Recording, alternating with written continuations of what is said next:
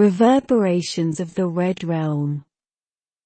Once, there was a magical land where everything was red. The trees had red leaves, the rivers sparkled with red water, and even the animals had a hint of red in their fur or feathers. People called it the Red Realm because of its unique color. In the heart of this realm, there was a big red castle. Inside the castle, there lived a kind queen named Ruby. She had red hair and always wore beautiful red dresses. Queen Ruby loved her land and wanted everyone to be happy. However, there was a problem. Every time someone in the Red Realm sang a song, the sound echoed or reverberated. This made it very hard to understand songs because the echoes mixed up the words. This made many people in the realm sad because they loved singing. One day, a young girl named Rosie came to the castle. She had an idea to stop the echoes. Rosie told Queen Ruby that she had found a magical red stone that could absorb the echoes. If they placed these stones all over the realm, the reverberations would stop. Queen Ruby thought it was a brilliant idea. She asked Rosie to show her the stone. Rosie took out a small, shiny red stone from her pocket. It sparkled in the sunlight. Rosie sang a song, and as expected, there were echoes. But when she held the stone close to her, the echoes disappeared. With the Queen's help, Rosie placed the red stones all over the realm. In the forests, by the rivers, and even in people's homes. Slowly, the reverberations stopped. The people of the Red Realm were overjoyed. They sang and danced without any echoes. As a thank you, Queen Ruby invited Rosie to live in the castle. Rosie was happy to accept. From that day, they became best friends, and Rosie became known as Rosie the Echo Stopper. The Red Realm was filled with songs and laughter once again, all thanks to Rosie and her magical red stone. And while there were many unique things in the Red Realm, the joy of clear singing was the most special of them all. And so, life in the Red Realm was harmonious and merry, with the memories of echoing songs fading like an old dream. Mysteries of the Midnight Marsh. In a land where the moon shone the brightest, there was a marsh that glittered under its light. Every night, a soft luminescence covered the area, and the water sparkled with a unique charm. But the beauty of the marsh wasn't the only thing that made it famous. It was also known for its mysteries. People whispered stories about the magical creatures that appeared only at midnight. They spoke of glowing frogs, dancing fireflies, and a mysterious shadow that moved silently over the water. No one knew who or what that shadow was, but everyone wanted to find out. A brave young boy named Max decided he would solve the mystery. One night, he packed some snacks and a lantern and set out towards the marsh. As the clock struck midnight, he reached the glowing waters. The sight was breathtaking. He saw the glowing frogs and the dancing fireflies. But the shadow was nowhere to be seen. Max waited patiently. Hours passed, and just as he was about to give up, he saw it. A gentle shadow moving over the water. Max quickly hid behind a bush and watched.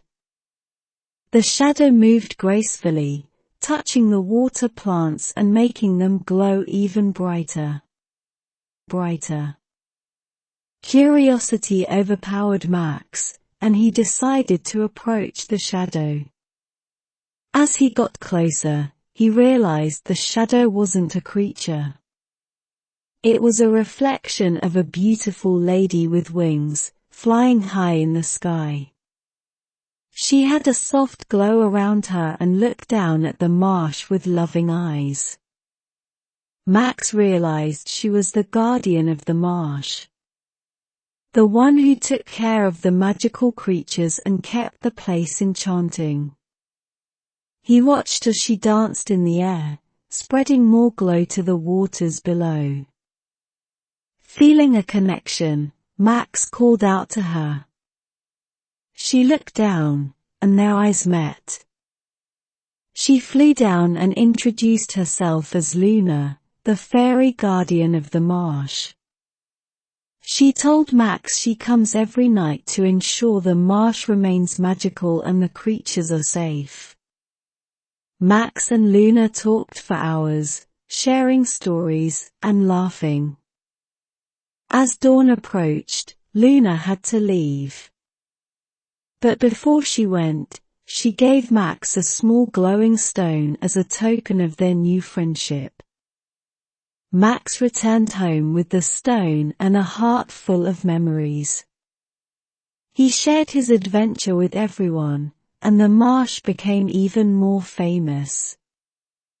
People from far and wide came to witness the mysteries of the Midnight Marsh, hoping to catch a glimpse of the lovely Luna. And while not everyone saw Luna, they all felt the magic. The marsh wasn't just a place of beauty, it was a realm of wonder, where dreams met reality, and the mysteries of the night came alive in the most enchanting ways. Twilight's tender touch. Long ago, in a place where day and night were best friends, there was a special moment that everyone cherished, the twilight. It was neither fully day nor fully night. It was the time when the sky painted itself in hues of purple, pink, and gold. Among the many who loved twilight was a little girl named Mia. She believed that twilight had magical powers. Every evening, she would sit by her window and watch as the sky changed colors. Mia felt that during twilight, she could speak to the sky, and it would listen to her.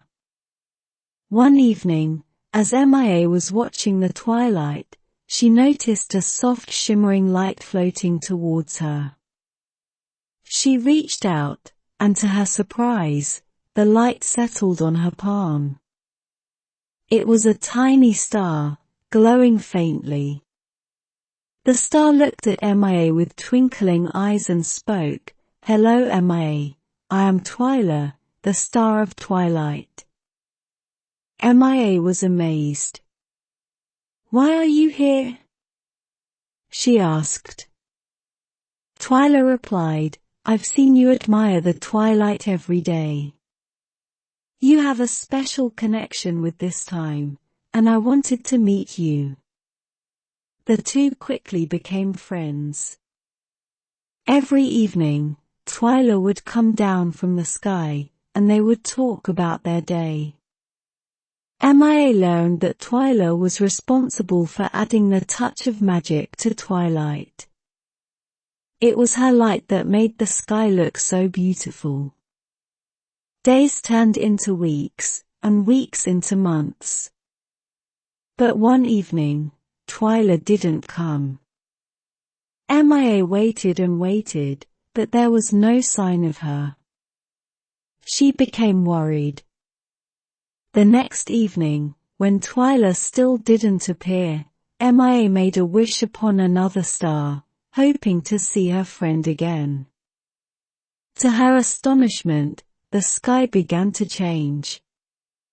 It turned into the most beautiful shade of twilight Mia had ever seen. And there, in the midst of that beauty, was Twyla, shining brighter than ever. "MIA," Twyla said, "I had to go away for a while, but I'm back now. And seeing your love and concern for me has made the twilight even more magical tonight." MIA hugged Twyla, tears of joy in her eyes. The two friends reunited, and from that day on, the twilight seemed even more enchanting. People from all around came to witness the magical twilight and the bond between MIA and Twyla. They realized that true friendship could make even the ordinary moments extraordinary. And so, every evening, as the sun set and the stars began to appear, the world paused for a moment to feel the tender touch of twilight and the magic it brought along.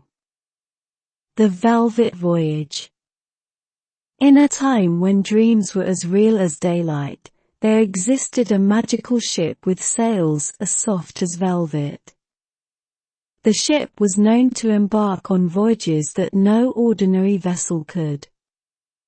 It didn't sail on water but glided smoothly through the clouds, catching the soft hues of the setting sun or the early morning's first light. A boy named Leo had often heard tales of this ship. On nights when the sky was clear, he would gaze upwards, hoping to catch a glimpse of the ship's majestic silhouette against the starry canvas. One night, as Leo was staring at the stars, a soft light descended from the skies, illuminating his surroundings. Before him stood the ship he had only heard of in tales, the Velvet Voyage. A plank was lowered, and a voice called out, "Leo, climb aboard." Without hesitation, Leo stepped onto the ship. He was greeted by Captain Luna, a tall woman with silver hair that shimmered like the night sky.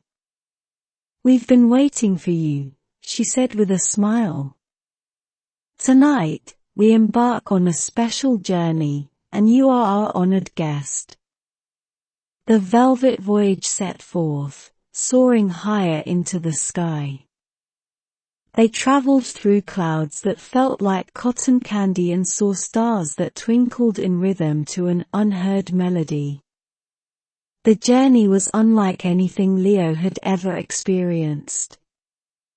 As they sailed, Captain Luna shared stories of previous voyages, of distant galaxies and constellations, of meetings with comets and playful encounters with shooting stars.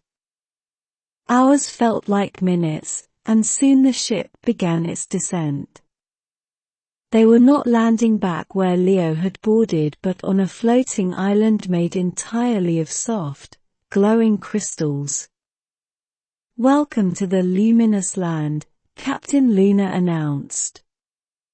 "Once every decade, the Velvet Voyage brings someone here, someone with a pure heart and a love for the unknown.